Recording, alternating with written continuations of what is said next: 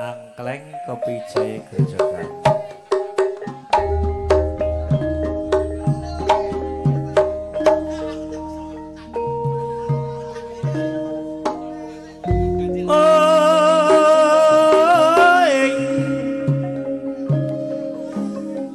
Berkadang kini kelihatan baju Ibu Sofi ini lagi masak untuk dalam sugeng santan Bu Sofi sinambi masak iki neng sing nggawa tanda dhewe iki nek nggawa tanda dhewe ya Pak Sis melo rene Pak Sis rene ya Sis cek bareng Pak Dimas masalah iki nggo tanda dhewe monggo. Ayo Sis, nek awakmu gak bareng iki ketoke ora. Sampuran dikek sik, Cung.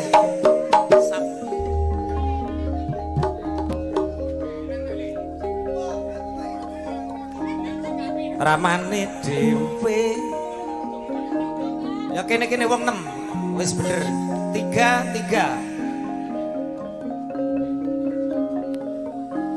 Spesial melakukan baju Ibu Sofi ya.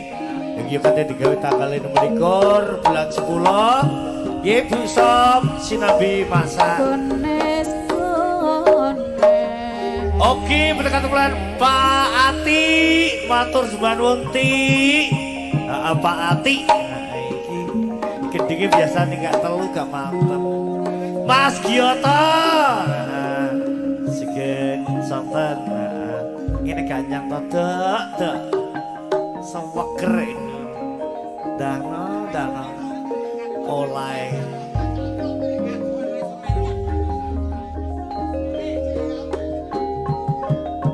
ramane dhewe lakune